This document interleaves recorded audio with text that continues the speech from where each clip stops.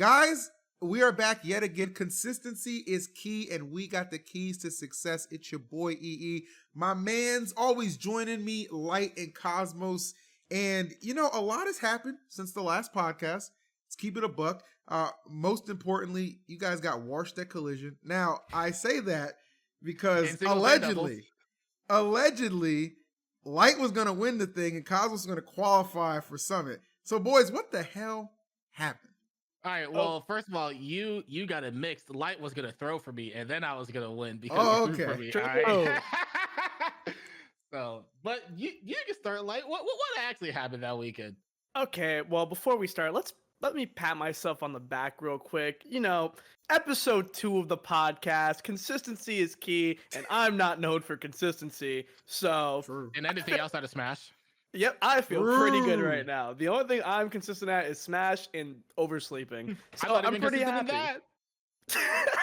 I'm pretty happy about that. And now, in terms of Collision, I'm not gonna lie when I say that might have been one of the worst weekends in my Smash career. It was probably our worst weekend overall in my Smash tournament.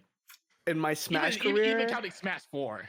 Yeah, no, like you're going that far back? Jesus. Yes, like it wasn't just a bad tournament. Like it wasn't simply like I was playing bad. I just had a terrible weekend. Like it just wasn't good. And it was also kind of set up to be a terrible weekend just with how daylight savings was changing. So I already knew it was going to be a tough weekend overall. That's fair, actually. I can't even disagree with that.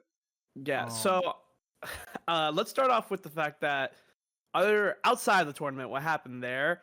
I think I just didn't get a lot of sleep that weekend. It was terrible. I got 0 sleep before daylight savings even happened. I also don't think I was that much into the tournament because I went to a bar like 2 nights out of the 3. And the first... you get paid to compete, right? You know that, right? Bro, I just wasn't in it, man. The first night I went to a bar, it was chill. And the second night I went to the bar... I think that's where everything got real messed up because this town had a thing called Parade Day. Have you guys ever heard of Parade Day? No. Nope. So apparently it's a thing that's just in that town. It's every bar is a club. So I walked in during Parade Day and everybody was clubbing and I was with one other friend. Clubs are not something you're meant to do with just one other friend. That's meant to do with a group of friends. I went searching for a bar that whole night and I ended up in a gay club. And I don't know how that happened to me. And there's nothing wrong with gay people. It's just not my cup of tea. And when I was in the gay club... You mean the gay bar is not your cup of tea, not gay people aren't your cup of tea. No, the gay club is not my cup of tea. Okay, wording is important. Listen. Okay, they'll clip anything. People will clip anything out of context. So I want to make sure y'all understand. We here at Lights Out have no problem with the gay community. Okay, some of my best friends are gay. Okay, no, that's how you lose. That is my literally father's how gay. you lose right there. That is how you lose. That's somebody who's trying to prove they're not racist. Like, I'm not racist. I'm black. You don't say that. You just leave it at that. No, but I was in a gay club and it's just, I'm not into gay people and I didn't want to be in a club either. Like, bro, you're taking the wording wrong. It's because your wording sucks, dude. No, it's not the greatest. I'll give it up. It's not the greatest. Okay, let me try again. Take action. There's nothing wrong with gay people. I am not gay. Okay. This would not be a problem if my co-casters weren't such dickheads right now. Anyways, yeah. I ended up there. That threw me off because I just didn't know I was walking into one. I left. I found no place to get a drink, no place to chill. That ruined my night. I got home like at 2 a.m. Fun fact, it was 3 a.m. because of daylight savings. Me and Cosmos both overslept for our bracket, and then we got there, had to play right away, and we both lost the first round. And it was really funny because we both lost the first round. We both had to play Steves. We both lost game 5. And I don't know if I told you this, but whenever you were playing, there was more people around you because you were further in the set than me, so there was a crowd around you. And we were both game 5, but you started game 5 before my game 5. So during my set, I was on my last stock with him. We were both last stock, and he just killed me. I was 2 stocks, he was 1 stock, he just killed me. and then I hear people cheering about your set. So I'm like, oh my god, this motherfucker lost. I'm next, and that's all I was thinking. I'm like, I'm next, and then I lost. I'm like, I'll never really think like that ever in a tournament. But that weekend in general was just so off overall that's the only thing that was going through my mind as soon as you lost. I'm like, oh my, I'm fucking next, bro. This is it. It was just not a good weekend for competition. It wasn't. Well, for you guys, yeah, 100%. You know what I'm saying? But I will say, I don't know. The rise of Skyjay was kind of hype. You know what I'm saying? Oh, like, super hype. What? So you guys are like obviously top players, right? In your opinions, right? In your opinions, professional opinions, did Skyjay just get lucky, or was that a hard earned second place? No, he definitely hard earned it because he beat some really good players, and he took Riddles to game 5, which is actually insane because that matchup looks terrible. Yeah. Riddles also kind of looked like a bot. I'm not gonna lie, he looked like he was just letting revenge. Like he literally was giving free revenges at one point, I feel like. But at the same time, Skyjay was really good at taking advantage of it. He definitely deserved to be there, and he beat the second best player in the world twice. So I mean, you can't really argue that. And I agree that it's definitely hard earned. I believe that every bracket honestly has luck overall. So there is definitely luck that played into it, especially when you play I won't say Incineroar is not a low tier. Whenever you play a mid tier or just not a top tier character, it's definitely always going to be harder in general. So you're not going to see Skyjay performing that consistently at that level as much as other top players would, because the other top players are just playing better characters and they're probably going to win overall. But the only thing that I found funny is that I kind of thought about it, and you say that he did beat the second best player twice in a row, and I kind of thought about it, and I was thinking it was Spargo that lost to him for the Summit qualifier spot. And like, I don't want to say that he was throwing. Say it, man. Because you wanted him to get into say it. Spot. Because look, I was gonna bring that up. That was thinking about it. I was thinking about it because this happened at main stage too, where he had to play Chag. Chag got the Summit. Chag beat him. I think that might have been the only time Chag ever beat.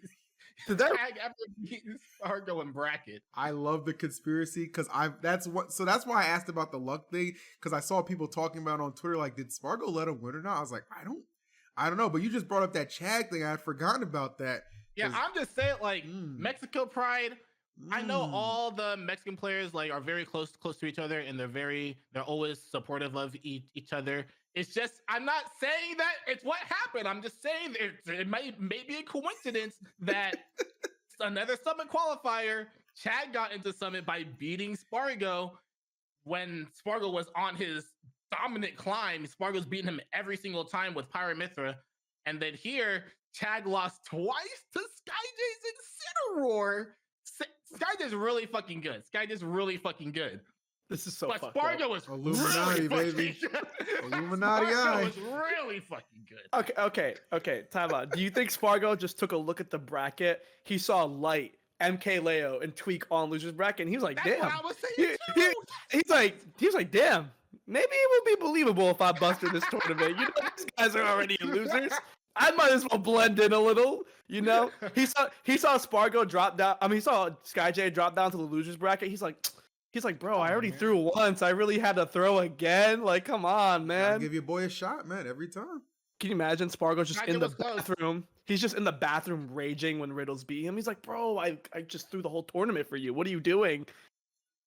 For the record, I don't think that's what happened. Me neither. But it is a very fun thing to just consider because, like, so many people were talking about. I was just like, damn, like, I think people are kind of convinced. Yeah. I did notice like it has kind of spurred this big Skyjay for Summit movement because it's like the last Summit and everybody's like, he deserves it. Now I want to say this: I do believe Skyjay because I've seen them do it in the past, right? They've gotten people who like almost qualified through like the campaign process. They've given them VIP passes there and stuff like that. Might be a little bit different budget wise considering this is the last Summit.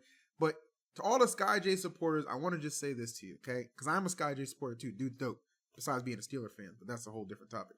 Okay, listen to me. Okay. Don't hijack other tweets to say Skyjay for Summit. And I mean this because Yes, that Riddles' was bothering thing me got a lot. announced. It was congratulations, Riddles, for qualifying for Summit. And I was looking at the comments, it was just all stuff about Skyjay. I'm like, bro, Yeah. that's And gotta it feel was so weird shitty. because Yeah. Skyjay quote tweeted the tweet, like basically saying that he wanted his community to go over there and say, "Bring me to Summit." So I mean, I think that's somebody's just, gonna. that's just a bad My man look, needs a social man. media manager, bro. That's a Yeah. bad look. Because Riddles worked hard to win that tournament. He should get his flowers and be celebrated. He should be able to have that post. You can just, there are other ways to go about it. I didn't like that. I didn't like the taking over, hijacking the tweet. I wasn't a fan of that. To be honest, Riddles showed me something that was really important this tournament, and that was, and no like disrespect to Riddles, but for like the past couple months, he's been kind of flopping compared to what he usually does. Riddles Yeah. is usually somebody who's in the talk for like top 5 through 7, I'd say, or 5 through 8, and I think he was just flopping a lot, and you could see that his mentality really picked up this tournament because people are looking at this tournament and they're like, oh, like all these top players just busted out super early. You know, anyone could have won. But I mean, the best player in the world didn't just bust her out. He lost to Riddles. Like Yeah. he like doesn't matter. I will give the one stipulation that Leo's character choices always be pissing me off because literally the last time Leo lost to Riddles, he went Aegis. Yeah, no, and that is then definitely true. And then he just decided he reversed 3-0'd with Marth last time. Didn't even try Marth. He just went Aegis again. Lost 3 games in a row. Like, what the fuck you think's gonna happen? You think some fairy's gonna come back and help you win this time? No. You seem genuinely angry at Yes, Leo. I always get pissed at his character choices. It pisses me off. You're a fan, bro. It's okay. We get it. He's an anomaly. I don't understand his choices either. Because like Leo's so weird because like his Aegis is like great at opening up the game, but he can't close for shit. He cannot win the game for shit. At least that's what I've noticed. No, yeah, for sure. I definitely see that as well. But nonetheless, Riddles did beat him, and Riddles beat everybody else in his path. And I just think that's a very Riddles strong beat mentality. Sonics. Yes, that is huge. Like, that's my main point. Yeah, that was crazy. His mentality turn in the past couple months is clearly shown there because he beat someone who was like literally a mental block for them. Yeah. And that's where I want to talk about more about mentality and like how it affects the game or how it affects anybody in like competition. And I brought this up before we started the podcast about like if you think competing as your job is healthy, like not just in Smash, just in all fields, or if you think it's less healthy in some fields than it is the others. Of course, we're in the Smash scene. I'll start off by saying that I don't think competing as your job for Smash is probably the most healthy. But I want to hear your guys' opinions on that. I think I don't compete. I mean, you still see a lot of competitors, and like I know that you whenever, because I remember I think it was forgot what time of Port Priority maybe you were the one that kind of brought Tweak back up. So I because whenever he lost in winners, he was pretty down about that. Yeah, I was Coach Phil that tournament. Yeah, so I know that you know about like competition and mentality and how it affects players whenever they're in bracket and stuff. But for me, I would say that competition as your job, depends on how you see life and the kind of person you are. Because if you have a strong mentality overall and you don't take results to heart and don't take numbers, don't define yourself by numbers, then it's not a big deal because at the end of the day, you love competing, you love having fun in those high pressure situations, and that's basically like your character. I think it also depends on what you said to how big the game is or just the kind of competition that you're in. Because if we take in, for example, like basketball, basketball players, if you get into the NBA, you're good. You don't really have to worry unless you make bad choices and don't like use money correctly. Like what kind of bad choices? John Morant, baby. John Warren. Yeah. Like if you're in the NBA, you can always secure the bag. You can secure your future. You can secure your life. But even then, like whenever you're in a higher echelon of performance competition like that, it also comes with more mentality problems because you're in more limelight. There's more people watching you, and you have to have thick skin to get through stuff like that because there's always people that are gonna get angry at you if you miss a shot. Like Westbrook, I know he's been having problems with that too by people with this. Westbrook, not Westbrick. Westbrook. Wait, did I say Westbrook? Yeah, you said Westbrick. Don't be disrespectful. That's my goat. Don't do that. I meant to say I meant to say Westbrook, and I meant to say Westbrook, and I was gonna talk about how he gets bothered at the fact that people not call him Westbrook, but the fact that like they call his family Westbrook, and there are people at his school that call his kids Westbrook, and he said that's fucked up, and that's what bothers him. So when there's a lot of like factors that go into competition that aren't just the game in general, but everything that happens outside of competition that can affect you and how you play in the game and can just affect your character overall as a person. Yeah, for sure. No, I definitely agree with that. I'm not gonna lie, someone in the chat just put the Brick family, and I'm just kind of dying over it. Disrespect is monumental. It's only funny because Westbrook is EE's favorite basketball player. But you chose the worst basketball player. The guy who goes out there and gives 110% every game. You don't cheat. Yeah, he'd be getting 110% running into a wall, bro. To a brick wall. That's still my goat. All right. Okay, yeah, I definitely agree with what you're saying about like how it depends with all those things, because it definitely does.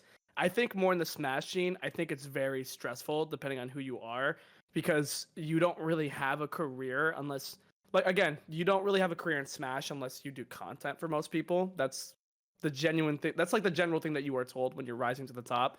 If you're top 5, then you can probably get by for a while without doing content. So I feel like it can be a bit unhealthy at times, specifically when you lose. And I say that because obviously losing sucks, but I say that for like myself, like losing at Collision, you know? I take my losses a lot harder a lot of the time if I feel like it was like my fault, as in like I didn't put a bunch of effort in. This was definitely one of those weekends where I didn't put as much effort in as I should have. So I feel like with my mentality, I felt like it got shaken up a lot because, you know, you lose, you're like, oh, damn. And like, is this, like, am I this bad now? Is this a permanent thing? Am I going to lose like this forever? Okay, what happens to my job here? It begins to become unhealthy. And I feel like for some people, and not always for me, this just happens to me every so often, it starts to become a thing where it's like, it starts to become a thing where like when you just lose once or twice, you're just so shaken, you feel like that's the end of everything. And the wins and losses really could control like your everyday life. I was gonna say counterpoint to that, or kind of agree with you, but like another example for you specifically, like I was at Level Up Expo. Okay, you lost the tweak there in winners, but brother, we were at them blackjack tables till 4 a.m. every night, and you still won the tournament. Yeah, that's you know what I'm saying? To be fair, that's a bit of a different story. Like, for you guys, for the people behind the scenes, I was pretty open about wanting to drop out of that tournament. Correct. Yeah. So, granted, Level Up Expo was a much easier tournament than Collision. Well, I'm just gonna keep it real. He did lose to Tweak, and like he had to beat Tweak twice again to win the tournament, which is basically as hard. Like it could very well be Tweak versus Light in grand finals of any super major tournament too. Yeah. But to get to that point, it's not as hard as it would be to get to that point from Collision. I can agree with that. I think for others it would have been if you had my path, but I had to fight Sonics, and for me personally, I'm just really good at that. Yeah. But yeah, Level Up Expo was a different story because at Level Up Expo, I had the mentality that like I didn't really care because I didn't really want to compete in the first place, and it just kind of worked out. Here it was like, you know, Collision, we don't have as many big tournaments as we used to, so you feel like you got to make them all count. So when you do bad at one of these and then you start to think about your career, I feel like it could be a huge mentality shake, which is something I experienced, and I'm probably still kind of experiencing it. That's why I like to look at other people's outlook at that. I think it's something you always experience, honestly, throughout your career, because I think the crazy thing about esports competition is that what you said at the very beginning about how the end game is always content, no matter how you look at it, and like no matter which game you're in. That's very different from per se actual like basketball sports or other competitions like that, because for us it's really weird to think like that, because when you're competing and you lose, you want to focus on trying to improve and what you want to do to improve for the next time so it doesn't happen. And it's kind of hard to do that whenever you have to think about, well, I have to do this for content and do this for content, and I have to basically split my mind and split my mindset, half in content and half in competition, if I want to make this sustainable for me in the future. And that's where the other hurdle kind of comes, because if you're not really that versed in the content field, you have to put a lot of time to get yourself out there and get yourself on the right path, because you have to be very consistent with it. And trying to do that while trying to be a top player at the same time is where a lot of conflicts arise, essentially. Good thing to throw on there too, and I'm just going to say this because it's very true.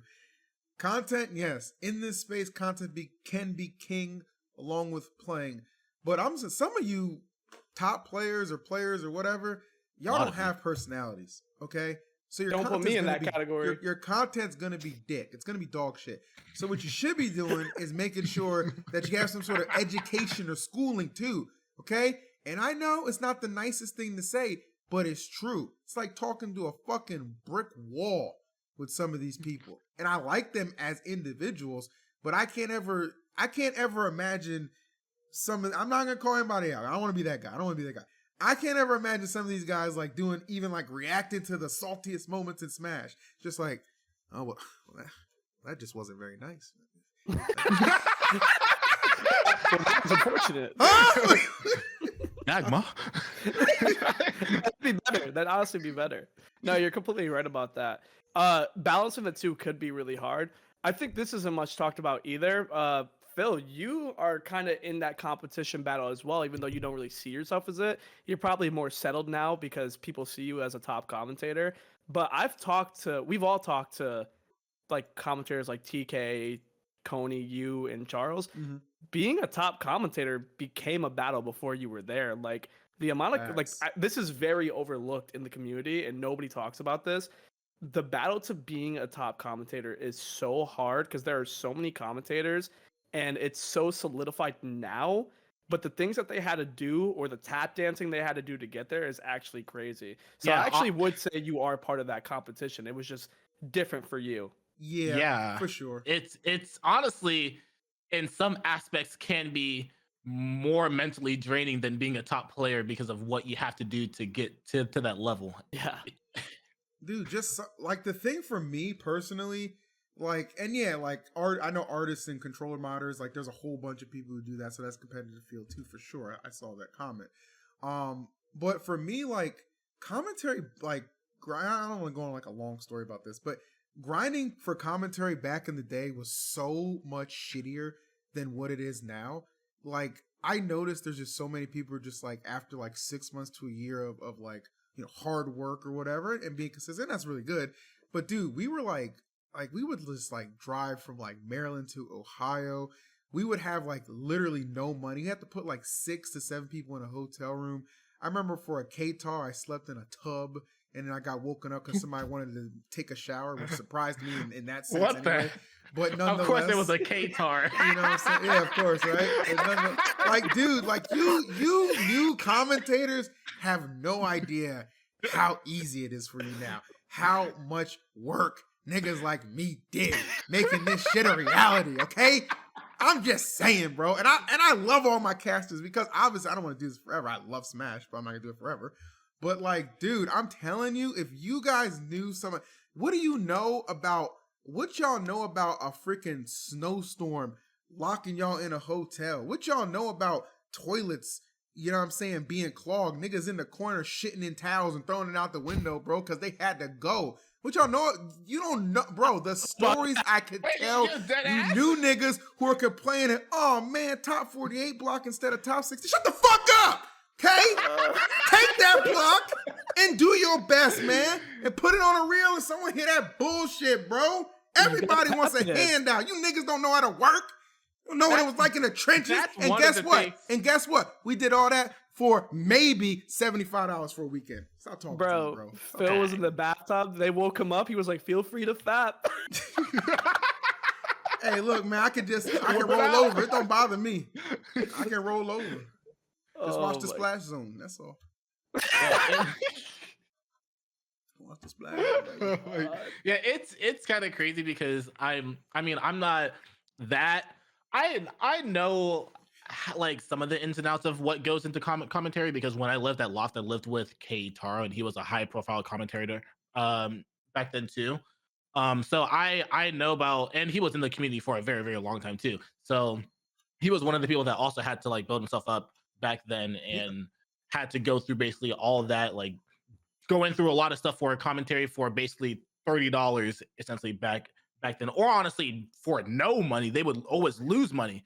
And now I see people, I see some commentators on Twitter complaining about how they don't get gigs where I hear about them not even putting in their commentator reels. They just hope that they can sign up and they just know that they're a commentator and have, I guess, however many followers they have now on Twitter, because that's basically all that matters in their eyes now, and hope they get picked.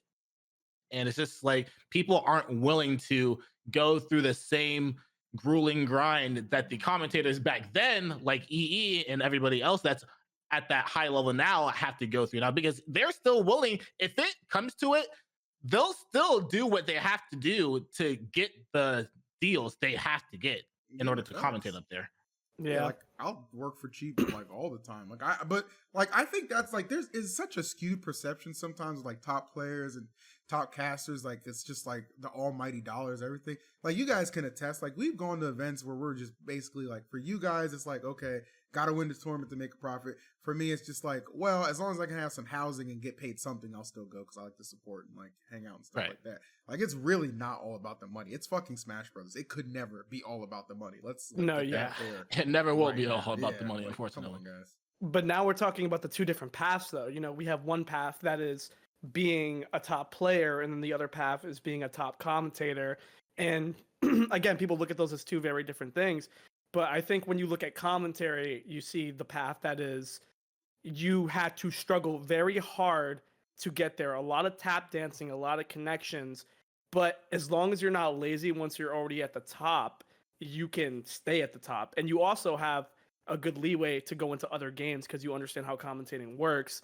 And you have those connections. Like you could create more connections. You know, being a top commentator doesn't just mean you're a top commentator. That means you have a way with your words. You know how to speak. You know how to communicate with people. Whereas you have the path of a top player where it's like all you have to do is play the game. You don't have to tap dance for everybody. Maybe you do tap dancing once you're a top player, but all you have to do is play the game. And it's not. I'm making it sound easy, and it's really not. Right. But like once you're at the top, your worry is staying there because that's always volatile. But I think once you're at the top of being a commentator, as long as you don't fuck up, you'll stay there. You know, people complain about that too. People are like top commentators. You know, they always get the positions, but I mean, sorry, they work to get there. Yeah, I mean, I generally like. There's a couple events I will never like pass up. Like Summit was obviously one of them. Super Smash Con, just because like that is my home region, you know what I'm saying? Like there's just, you know, Genesis. Those are certain events that I'll just never like not want to go to, you know what I'm saying? Yeah. But like I don't remember last time I went to like a big house, for example, you know what I'm saying? Like a Shine, you know what I'm saying? Like stuff like that. And that's not a knock against those events. I'm just saying like there's clearly large events where there are, you know, plenty of quote unquote top seats to be occupied and stuff like that. So just, you know, it just depends. Honestly, honestly the most successful commentator is fucking Coney, because he figured out a way to transition into like content seamlessly, and I'd rather honestly be doing that half Coney the and time. Vicky. Yeah, and then Vicky's just marketed herself as she's so good. See, here's the thing, and Vicky will admit this too, because Vicky's not like some sort of I need my handheld and spoon fed type chick. That's a bad bitch right there. So Powerful Vicky woman. will tell you straight up. She's like, yeah, like it helps that like, yeah, I have like, you know, a Latina background and I'm a girl, but I'm also damn good at what I do. And that's damn true, because she's a godlike commentator. You know what I'm saying? She just didn't let the opportunity go to waste. She capitalized, and she turned that shit into a whole career. Love her to death, and I'm proud of her. It's crazy. Yeah, she's doing great, honestly. She commentates one of my favorite games other than Smash. It's really good. So now here's my question. What do you think leads to a more brighter route? Being a competitive Smash player or being being a top Smash commentator? Which one do you think can lead you to better revenue and more consistency in your future? Oh, a player easily. You think so? I don't think it's even close. Yeah, because people just clip on anything that you do that's fucking hype, and you can parlay that into multiple revenue streams. YouTube, Twitch, TikTok. Like, you can get paid off of so much stuff just doing some sick ass combos. I mean, look at Void. Yeah. Void's another good example, right? He was a top player, and he was like, you know what? I want to start leveraging some stuff for my future, and he decided to focus on his stream. Big ass stream. You should see some of the deals this kid gets, all right? No, I ain't gonna put it out there, but those appearance fees, I'm like, damn, son. Damn. No wonder we living like this. With the spear on the back. I said, damn. You pay my rent this month, right? And it's actually funny that you say it like that, because another part about it is that as a commentator, it's also your job to make the players look good so that they can have a better chance at people liking them, to make their content better, make people come to their content or like their personality, like how they play, like anything about whatever. They might be the most boring motherfucker on stream. You'll still make them look like God. I like you said that, because one thing that really bothers me, and this is something I've had to get better at over commentating, because before, like back in the day, Smash 4 is a prime example. Like if Ken was playing on stream, I'd be like, oh, this guy, good lord. Because I just Ken Sonic in Smash 4 was just the most boring shit like ever to me, right? But like as I realized, like these players kind of get like granted unwarranted hate for some things. Like, I always make it a note to make sure I'm, like, making sure every player gets, like, their proper hype or their proper due, and it's not just, like, showing that maybe a matchup's kind of boring, but I don't want to show that. Like, Sonics is a good example. I think Sonics is an amazing player.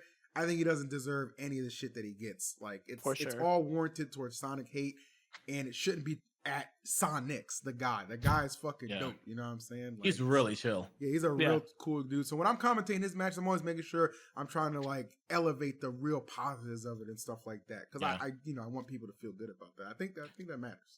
Yeah, it definitely does. I'm surprised that you guys were so like very clear cut on players being like much better. Because when I think of like players versus commentators, I kind of think of the factor that a game can die. I think of that very often, because I'm like, a game could die and there's no telling that if a new Smash game comes out or if a new game in general comes out that you're interested in, that you could actually be like you could be good at that game, you know? Where I feel like a commentator's path can keep moving, and commentators, like I said, have an easier time going into other games and like understanding it and already having that ability to know how to talk and stuff. Right. And another thing where, Phil, you're a great example of this. I feel like people in your position know how to reach out. They know how to get like connections with different content creators themselves. Definitely. So I feel like we're kind of underrating the ability, like the power that you have of being a commentator who knows how to branch out and, present yourself, because I mean, being a commentator yourself is how you ended up being on Energy, which is one of the biggest sponsors out there. And it's like you did that. Yeah, no, you did it though. Through your connections. How did I get this bad? Yeah, how did I cheat these guys? Whoa, I love my team and I work hard for it. But you get what I mean. That's why I'm very surprised how fast you guys were like definitely a player.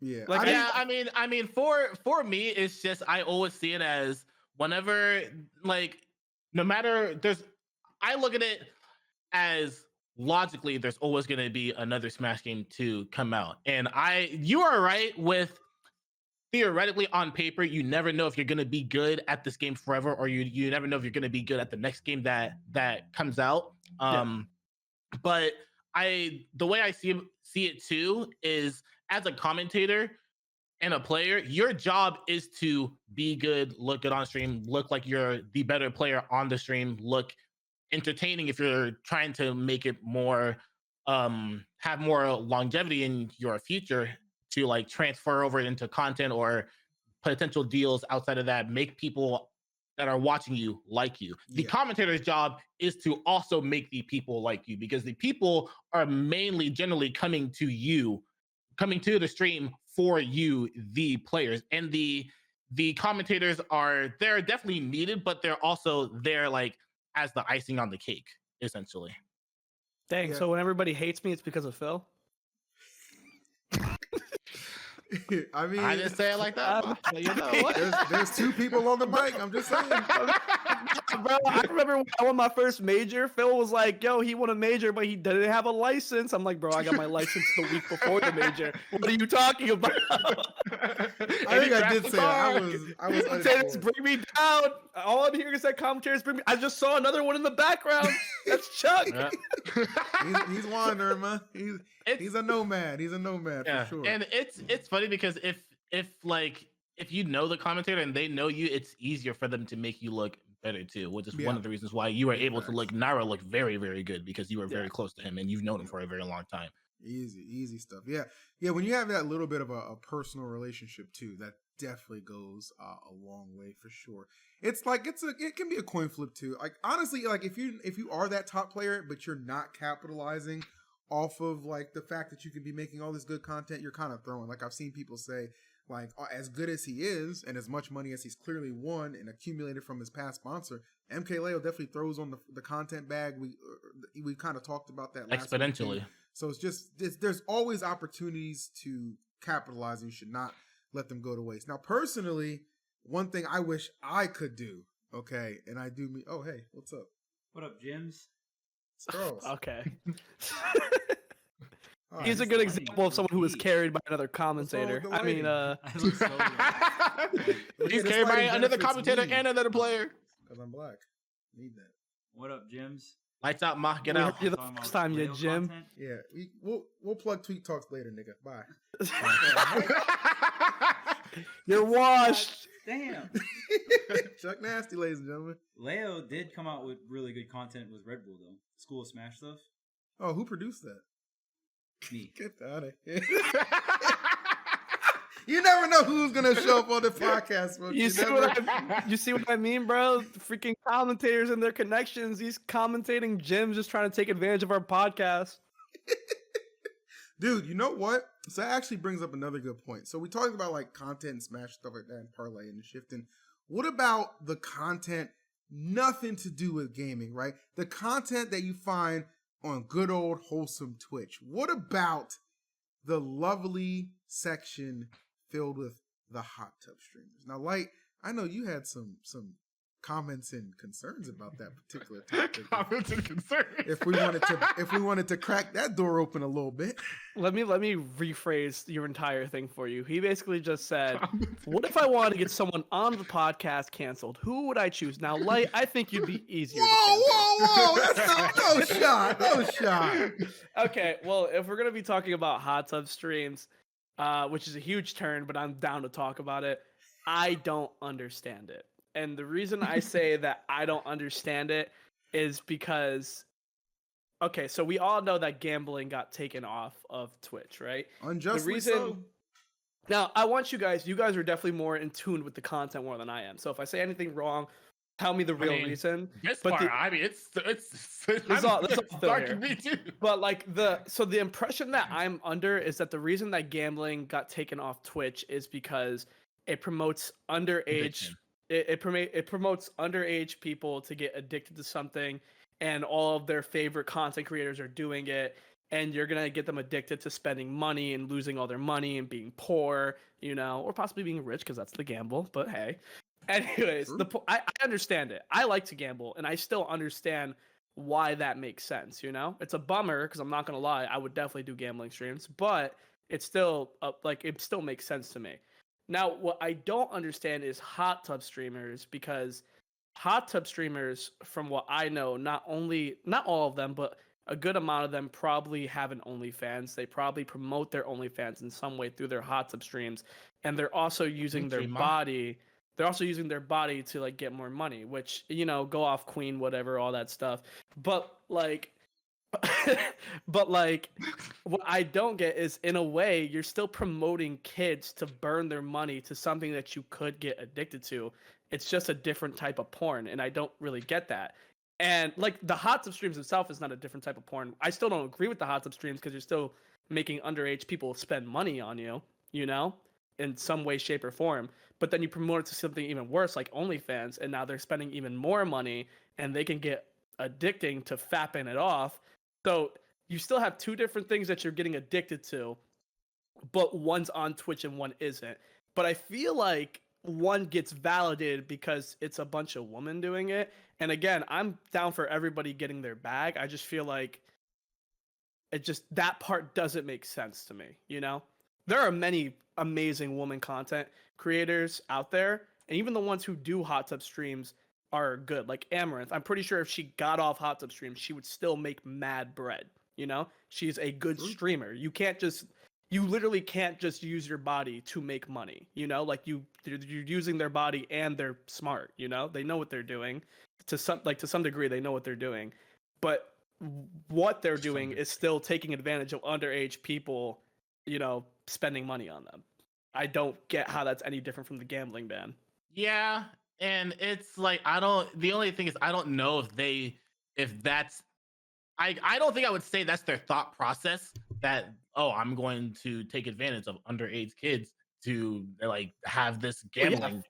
But like I'm honestly in the same boat as you, where I don't really understand it either, because Wait, quick question. Sorry to cut you off. Were you saying you don't like that's not the gambler's thought process or the people doing hot tub streams? Hot tub streamers thought process. Okay, I don't think it's either of their thought processes. Yeah. So, well, I think the gambling streamers are just like, this is really fun content, like high stakes. So people always love high stakes content, and the highest stakes is when money's on the line. They're like, oh, let's see if this motherfucker's gonna lose all his money. Yeah. But then you see them win, you're like, damn, he won a lot of money. You know what? Maybe I can win that much money too. And then they all in and they lose it all, and then they're basically fucked for maybe potentially the rest of their life, because you know that's just honestly how it goes. I don't get it in the sense of hot tub streamers either, because this is kind of what I thought too, but for ASMR streamers as well, because it's kind of in the same boat as well, where you can still have ASMR be a certain kind of porn too, and have people funnel all their money into that, kids funnel all their money into that, and become addicted to it. It's obviously not their intention to like, it's not predatory towards kids, but in what it's just I don't understand it either. No, I get it. It's a hard topic to talk about, because you feel like if you say anything about it, you're like, dang, I'm about to get canceled. Yeah, and it's just like I don't know how to express it either. I don't understand. It's a very touchy subject to talk about, which is probably why most people don't talk about it.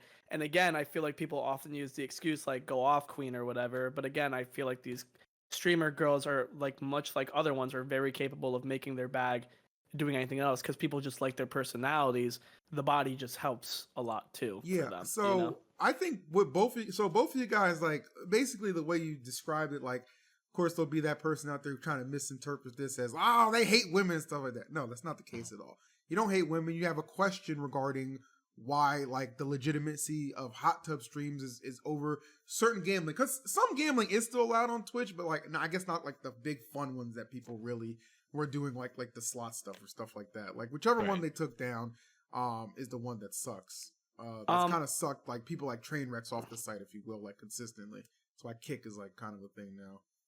Yeah, we'll talk about that in a second. But I brought a good point that I just saw. It's like, do I have more problem with the content creators, or do I have more problems with the website itself? And I think I would definitely say my problem is more with the website itself, because let's be honest, if Twitch unbans gambling, then all the gamblers will come back on the page, and there's nothing that could be done about it. So my problem's definitely with the website.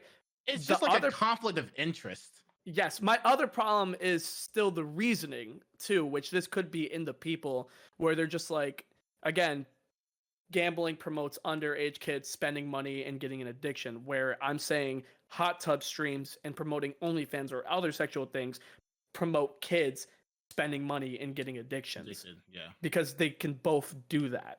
Yeah, you know? so it's just like this. Yeah, so it's just like the platform itself or the company itself is basically contradicting its views and values, which honestly, this is not the first time we've seen it from Twitch or a company in general. Oh yeah. I mean, I'll tell you right now, like Twitch is weird because like they instead of letting you kind of stream on the just chatting page for like if you're in a hot tub, they gave it its own section, right? It's like hot tubs, beaches, and bitches, or whatever it is. So like they have that old. What did you just say? No, they have their own section. Own category. They have their own category now, which is fine. But I have it on good authority that they will not give you front page. Okay, they will not give you front page if you are like in a hot tub, like if you're streaming on that stuff. Now I don't know if that's 100% true. This is just what one of my streamer friends said. She's pretty big on the on that space, like in that section or whatever. So I was like, that's really weird. So you give them the section, but like you can't get front page for that. So it's almost like, okay, we'll allow it, but we'll never like promote it, if that makes sense. You know what I'm saying? Maybe that has something to do with like the people who are like in charge of like advertisements and investments and stuff like that. But it definitely seems like it's kind of like it's a half and half. It's like not a full commit to promote it and not a full commit to remove it. You know what I'm saying? So who cares I do about think that anyway? I'm just saying like that's just what it seems like it is. No, I don't mean like from what you're saying. I'm saying like who cares about that anyways? Because as someone who has tried to get into content multiple times, one thing that I learned is that the Twitch algorithm is shit anyway. So who even cares? There is no algorithm. Yeah. So who even cares if you're on the front page in this way? It doesn't matter if like just it being there is them promoting it is my like opinion, you know? Because it's just like your algorithm. No one cares about your algorithm. No one cares about your front page. People already know who they want to watch, or people watch whoever's blowing up and just chatting or whatever. So it's just it being there is going to matter, you know? Yeah, I will openly say, like, I personally, I don't have I don't have a problem with the whole hot tub thing. Mainly because if Twitch allows it, then fully, of course, hey, take advantage of it, get your bag. You know what I'm saying? I agree with that. Because I know your issue, like you said, it's with the site, not the creators. It's more of the rules than the people who are just benefiting from those rules. I understand the rules. The rules and the reason behind it. Because I just feel like whatever is said for hot tub streaming could also just be said for gambling. Now, here's my thing. You said you don't have a problem with the hot tub streams. Correct. So if gambling came back, would you have a problem with that? No, not at all. The only thing is I know a lot of people who are like promoting the gambling get paid. So like even if they're losing money on stream and their title is like, oh, don't gamble, you will lose money. You're not really losing money because you're getting paid to do this, like a good amount. And I think you're gonna kind of balance that. Now I do think it has you can't. It's kind of tough too because like even if there's like a age restriction or whatever, like it's so easy to like circumvent that kind of stuff. But I don't know. Like I personally don't think like gambling is a form of like gaming and entertainment. I think it'd be fine to allow. Personally, that's just my opinion. But if you're not going to allow it, then there's some other things you might want to look into as well. Right, exactly. Like you guys are saying, but again, these things are out of my parameters. You know what I'm saying? Like, at the end of the day, I'm not losing any sleep one way or the other. True, me neither. But I don't think that I feel like the ban on gambling was more of a virtual signaling, if you will, for a few big streamers than anything else. And Twitch was just like, oh, well, here's a chance to kind of gain some favor with the public. And that's the other thing too. If they were to ban hot tub streams, they would be doing the exact opposite of that. Well, they'd be called sexist. Exactly. Like straight up. You know what I'm saying? That's so crazy. Because a lot of those, because that is how a lot of that's just how it works. A lot of those, I mean, obviously, like 95% of the hot tub streamers are women. We all understand that. It's not a big deal. But that's where you would be like targeted as like your sexist stuff like that. But like I said, I say keep it around, man. I think those streams are great. He's in there. Ariel, He's addicted. Whip it out. I got 2 tabs open right now. Nobody's saying that gambling should, like, just to quick wrap this part up, no one's saying gambling should or shouldn't be on Twitch. I'm just saying that I think these are two categories that should be held at equal footing, because I do think they both cause people to spend money, even kids, and they are both addicting. Now, moving on from this, well, not really, but we were going to talk about Kick. That is a new platform that Train is promoting, that people are using for gambling. And let me tell you, I think that is, again, no one's going to have a problem with a new streaming site. The main problem is the people who influence these streaming sites, because people also will hold the website with whoever's influencing it, which unfortunately for Kick, it doesn't seem like they have the best influencers right now. Yeah. Yeah. It's not the prettiest site. It's so bad. Like, even I've talked about, like, ooh, like gambling on Kick sounds fun, but do I really want to be grouped in with like people that everyone hate? I would not. I'm fine not gambling. Yeah, whatever Void's saying, I agree. He said whatever. All right. So you agree with whatever he said, Void? If I had to bet on anything Light said and whether I have to agree with it or not, I think like 65% of the time it's no. Damn. Damn, that's tough, brother. Do you hear that, guys? Void's gonna be on Kick. Void's gonna start gambling. Void and Raw streams, baby. Void's going in the hot tub. So Void does not think Aiden Ross is a bad person and is a great role model to kids. That's actually what Light's talking about? Yeah. Damn, I didn't think Light cared about things like that. Lift on that one. I have to talk about these things on I didn't think Light podcasts. cared about things like that. That's crazy. He's up to date with social media? That's cap. You're lying. Void, this is That's what he unfiltered. said. I don't believe you. We're talking Yeah, about Kick. It's This is Could you unfiltered, imagine? Void. I'm about to get canceled for one day. I'm so out of tune. I'm gonna be like, for what? I didn't Listen, do anything. I just ate a hot Kick- pocket.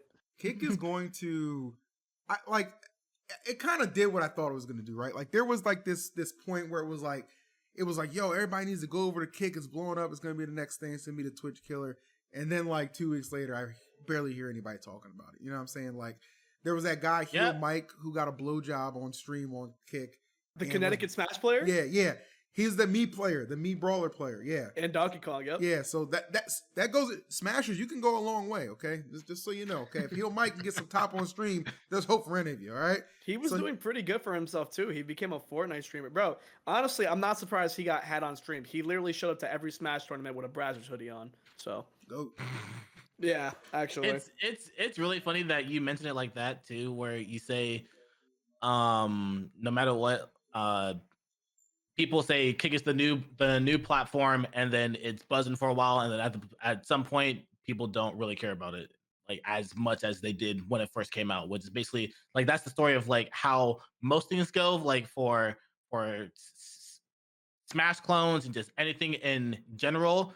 Like the original is usually the premier one for a specific reason, and it will most likely stay the premier one for a specific reason. There have been multiple different streaming platforms that have come out, like Kick, not like to the extent of Kick, but like Mixer and even Facebook Gaming or Facebook Live and YouTube streaming. It has been a thing too, but streaming on Twitch has always been has always dominated the space by a pretty good margin, unless you're obviously getting like a contract, because the community on Twitch and just Twitch in general basically figured out how to maximize streaming for all forms of content, like from the smaller streaming point and the bigger streamer point.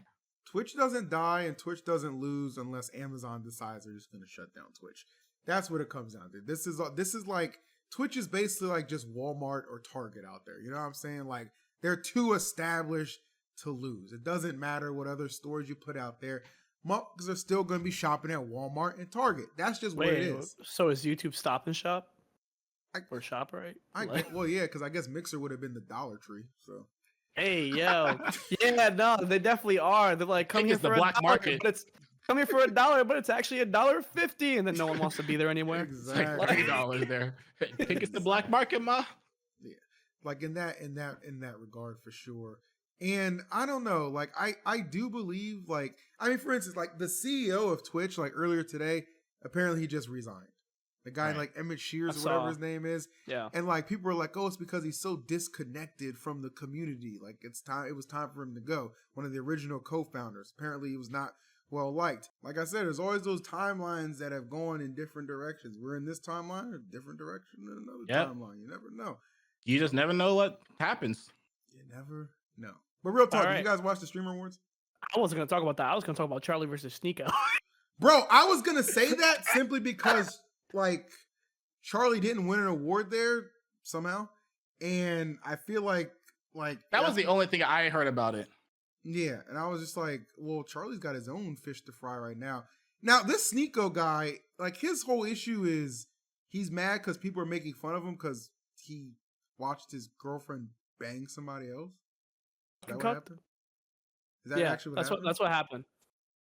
Okay, so he's mad that people are calling him a cuck for that. Hey, man. What? Is that what he's mad about? No. So basically, he made a comment about Charlie and Charlie's girlfriend, which you don't do that. So Charlie responded a few months ago talking about how his distaste for Sneeko, right? Sneeko basically talks about it, I think multiple times because the guy has nothing better to do or something like that. And then he brings up that clip of him with a gun and like talking about like his clips and stuff. So then Charlie replies again, puts his dick in his mouth, and then also proceeds to like bring up again why he doesn't like Sneeko. But a big part of it was like that Sneeko came after Charlie. And I mean, how is Charlie not? Charlie brings up how the guy got cucked because that is such easy ammo. Yeah. You know? So it's not only that, it's also like whenever the first time Charlie I guess dissed him, Sneeko was basically butthurt for a really long time, like months, and he kept talking about him. The cuties thing too. Do you guys know about the cuties thing? Yeah, that too. So Phil, you look like you don't know. Cuties, I think it was on Netflix. It was that show. Yeah, I know what you're talking about. Yeah. Yeah. Okay. Yeah, the show that had literal like underage kids being sexualized. Yeah. And Sneeko was just like, that show's pretty lit, guys. And everybody's like, what the fuck? So Charlie also dicks on him for that as well, rightfully so, because you were just promoting the weirdest shit in the world. Sneeko's defense is like this shit happens in real life. Like kids, like he's basically saying, yeah, kids do sexual stuff. And it's like, even if that's true, don't promote it. You have a platform. What is wrong with you? And that is not okay. And yeah, so this guy's just out of pocket, and Charlie's putting him in his place, essentially. So did he sit there, like he sit like I'm sitting right here, and watch his girlfriend get jammed by another guy? He might have had binoculars. Well, apparently, what happened?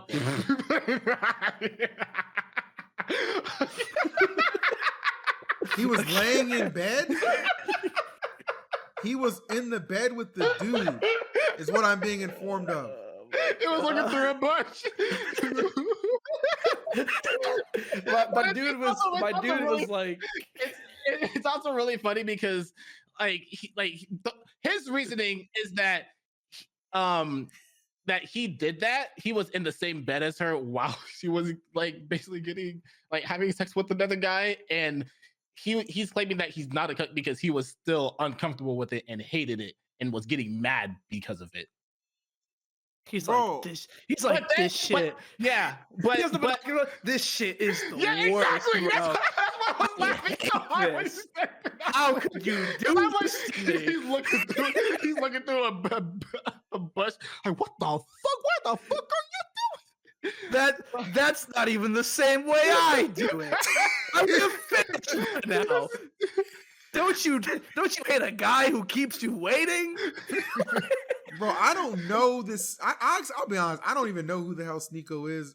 You know what I mean? I mean, he sounds like a cuck. This is cuck behavior. This is the first time I've heard of him. You know, bitch made behavior, whole ass goofy, whatever you want to apply to it. It probably applies to this clown. So, the problem was that he right after he told the story, he literally said that it's something that he feels that everybody should be willing to try to do. No, nigga, no. None of my brothers are putting dick in my chick. Went into my hair. That's how. I'm sorry, bro. That's weird. Especially I'm sitting on the bed. Like, what am I supposed to talk about? Yeah, I got this commentary gig coming up. Hold on now. What the heck? You need a DM. Yeah, you need a DM Sneeko a picture of your thumbnail that says "Feel free to fap." Go ahead, Sneeko. Listen, like I said, I don't know who you are. I don't know every single content creator, but this guy's. Sounds like he's got a. He's one of those people who make me rage when I'm off stream because I'm just like, why you got more money than me? Why you got more money than me, bro? People like you for because he's willing to do the things you won't like. He's willing to do the things you want. Bro, you are 100% right. He is willing to do many things I'm not willing to do because that is not one of them. I'm not doing that. Keep me away from it. That's actually wild. Wow. Oh my god, that is crazy. He said, I hate you. Go faster. Can you just finish already? Can you just finish already? Come, my viewers like when they finish. What are we doing? God. Like, Can you say pause at least? I mean, He wants to pause it. at this point, if he runs it back, he can stream it on Kick. Do some right. numbers, man. I think that's an episode right there. That might be an episode. That's an That'll episode. We'll call it on there. Oh my fucking god! We'll call it on that one. Sneaking in a little sneako there. There you have it, guys. This was episode. Wait, we should probably 2. talk about one more thing if you guys are fun to talk a little more. I'm fine. About what? Just one announcement that's a little big in the Smash community, which is Metafy announcing that they are getting their memberships. That's true. And that can be big for many reasons. I don't know what I'm really allowed or not allowed to talk about, but there will be many top player content things that we are all involved in. Yeah, pieces. Thank you. I don't know how to English. There are many content pieces that many top players are involved in, and there are stuff that everybody will definitely like to see. And I definitely think people should check it out. It helps all of us. It will definitely help you as well. It's really cool that they decided to do this. I don't know how far it will go, but I think that will go as far as the viewers like it. I think it's a great idea. I kind of look at it as like a Netflix model with like, you know, the monthly membership, something like that. And, you know, it'd be cheaper than Netflix too, because Netflix these days is a damn ripoff, if you ask me. There goes that sponsorship. But, you know, like at the end of the day, like, I can vouch for Metafy and tell you that they are going to put out some good ass content. I've seen some of the pieces, and the shit looks fire. I think the fact that they're actually willing to invest this much effort into creating and curating good content, like whenever you paywall something, it's got to be good. Like you got to give something. Like it's like OnlyFans. You know what I'm saying? Like if you're gonna paywall this, you know what I'm saying? If it's Christmas time, you better have a candy cane up your ass. You know what I'm saying? You got to give me something good. All right, and that's what you're getting from Metafy. Maybe not with the candy cane, but you're gonna feel it. Okay, Metafy, hot tub streams, and gambling all off Twitch. Okay. Metafy. And we're just gonna categorize them the same. I'm just saying, You coming up with the most outlandish shit. It's fucking hilarious. I'm just saying. That's episode 2 of Lights Out. Could be a little sloppy, you know, we're getting used to this, but I'm really enjoying our topic points. As the more we go, the cleaner we will get. I'm having a great time doing this. I hope everyone else that is watching is also having a great time viewing this. It's been a good time so far. We'll see you next week. Hold on, Jim. First of all, I do the outro. You said, no. I do the outros, nigga. Settle down. Lights Out. Settle This down. motherfucker says. This motherfucker said, thanks for the content. See ya. We still got 2 more things. What? Yo! What the? Leave that in. First of all, the outro was fine. Lights actually out. I want to say that right now. The outro was great, but I had one more thing I wanted to tell the people before we went out of here. Next week, we're all going to be at Summit. Is that correct? Well, I thought you were going anyway. Okay. So I was going, and then Light called me. Light called me. Up, bro. You're fucking up. This is unfiltered. Light told me that you're not going. You didn't qualify for a summit. PAX is happening the same weekend. Oh, so I'm like, I'm gonna go to PAX, but I'm still gonna be at Summit. Because I'm going to be at PAX from Friday to Saturday. And then I'm leaving Saturday night. And I'm going to get there super Saturday night. And I'll be there all Sunday for Summit for the final day. So I don't think, Light's probably going to be winning the fucking tournament. So I don't know if he'll be able to do a podcast during the final I wanted to do an in-person Lights Out. And then they just did that. See, guys, I try. It might still happen. It might. You're gonna take the first flight out Sunday night, probably, knowing you. I'll let you know right now. Unless No, you I have guys a- want to actually come and hang out at the house. for No, couple I have a days. Monday morning flight. Monday morning. I mean, we could do something Sunday night. I'm down. Yeah, that's what I'm saying. We should definitely do something Sunday night. Okay. You heard that, guys? Lights Out Podcast live. Summit aftermath immediately. We'll figure it out. X. All right. Okay. All right, guys, this has been another episode. You gonna do our outro, bro? Like, Come on, yeah. man. Can we like rock, Come on, paper, man. scissors for our outros, like You- every time? Do another outro. Go. No, let's make it interesting. All right. All right. On shoot. All three of us? On Yeah. shoot. Yep. Rock, Paper, scissors, shoot. All right. Well, I No. think Cosmos picked. We gotta go again. We're on We gotta go tie. again. We're on We gotta tie. go again. We gotta go again. Let's go. Rock, paper, scissors, shoot. Yeah, All okay. right. There Let's we go go one more again. time. Rock, paper, scissors, shoot. All Okay, right, I'm me and out. Cosmos, let's You go. know. I'm out. Rock, paper, scissors, shoot. Rock, paper, Wait. Oh my god, bro. You know what? Light do it. Light do it. I don't give a fuck, bro. This is another great episode of Lights Out. Again, it might be a little sloppy, but I do think we could segment this one. I do think that we stayed on some pretty reasonable topics, and we had a great time talking about it. Each episode will get more neat. We'll get more on it. We'll have more to talk about, more to do, and maybe some sponsors coming soon. It's been a great time, and we'll see you in the next one. Make sure you Lights out, follow- baby. Lights Out, baby. YouTube.com/EEvisu to catch the other episode if you missed it. Peace. Yeah. Sir, take See you there. care.